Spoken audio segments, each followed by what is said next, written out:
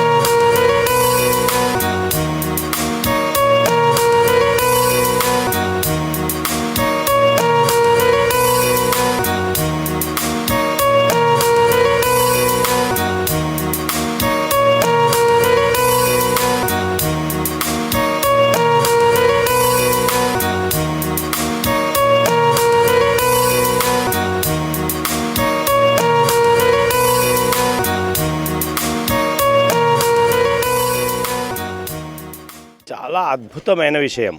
ఎందుకంటే అనన్యాశ్చింతయంతో మాం ఏ జనాః పర్యుపాసతే తేషాం నిత్యాభియుక్తానాం యోగక్షేమం వహామ్యహం. అంటే అనన్యమైనటువంటి చింతనతో ఎవరైతే నన్ను ఆరాధిస్తారో, అనన్యాశ్చింతయంతో మాం నన్ను అంటున్నాడు స్వామి. ఏ జనాః పర్యుపాస, ఏ జనులైతే నన్ను ఉపాసన చేస్తారో వారి యొక్క యోగములను క్షేమములను నేనే నిర్వహిస్తాను. అందులో ఎలాంటి అనుమానము లేదు అర్జున. కాబట్టి కేవలము ఉపాసన చేయడం నేర్చుకో అని చెప్పడం జరిగింది. మరి మానవులు, సాధారణ మానవులందరూ ఎక్కడ ఉపాసన చేస్తారో, ఆ ఈశ్వరుని ఎక్కడ చూస్తారు? కాబట్టి ఖచ్చితంగా ఒక ఆలయం ఉంటే అక్కడికి వచ్చి ఆయన ముందు పడిపోయి మొక్కుతారు. మొక్కినప్పుడు వాళ్ళ హృదయాలలో ఉన్నటువంటి ఆ బాధలు చెప్పుకుంటారు. వాళ్ళ మనస్సులో ఒక విశేషమైన అనుభూతి కలుగుతుంది. దానితో శారీరకపరమైన, మానసికపరమైన అవే కాకుండా ఈశ్వరుడు అనుగ్రహించే అనుగ్రహం ఖచ్చితంగా అందుకుంటారు. అది కూడా ఇక్కడ జరుగుతున్నటువంటి ఈ సన్నివేశం ఏంటంటే, ఈ కొండల మధ్యలో, ఈ గుట్టల మధ్యలో అసలు ఈశ్వరుడు ఎక్కడుంటాడో అందరూ పైకి చూస్తుంటారు. మరి కింది నుంచి పైకి చూస్తే ఇక్కడ కదా కనిపించేది. కాబట్టి ఇంత పైన కట్టుతున్నటువంటిది అద్భుతం కాకపోతే ఇంకేమిటి? ఈ అద్భుతానికే అద్భుతం వాళ్ళ యొక్క మనస్సులు, అందరి యొక్క మనస్సులు ఇందులో పెట్టి దీన్ని మొదలుపెట్టారు, చేస్తున్నారు. ఇది ఉత్తమమైన కార్యము. ఇంతకంటే గొప్ప కార్యం ఉండదు. ఇది అత్యుత్తమ కార్యము. దీంతో అనేకులు ఇక్కడికి వచ్చి వాళ్ళు మొక్కుతారు, పడిపోతారు. ఒక చిన్న మాట, అమెరికాలో మన వాడు ఒక అతను వెళ్ళాడు. వెళితే, ఏమయ్యా మీ దగ్గర కోట్లాది మంది జనులు ఉన్నారు, మా దగ్గర చాలా 30 కోట్ల జనాభా ఉంది. ఈ 30 కోట్ల జనాభాలో మా దగ్గర అనేక మంది సైకియాట్రిస్టులు ఉన్నారు. మీ దగ్గర సైకియాట్రిస్టులు లేకుండా మీరు ఎట్లా బతుకుతారయ్యా? మేము సైకియాట్రిస్టులను పెట్టుకొని చాలా ఉన్నతంగా బతుకుతున్నామన్నాడంట ఒక అమెరికా వాడు. మనవాడు అన్నాడంట, మీ దగ్గరనే కాదయ్యా, మా దగ్గర అంతకన్నా చాలా ఎక్కువ ఉన్నారు. అవునా? మరి మీ దగ్గర ఉన్నట్టుగా మాకు ఎక్కడ వార్తలు రాలేదు, ఏమి రాలేదు అన్నారంట. మా దగ్గర ప్రతి వీధికి ఉన్నారయ్యా, ప్రతి వీధికి ఉన్నారు. ఎవరు సార్? ఎక్కడికి వెళ్ళినా మా వీధిలో మా గుడి ఉంటుంది.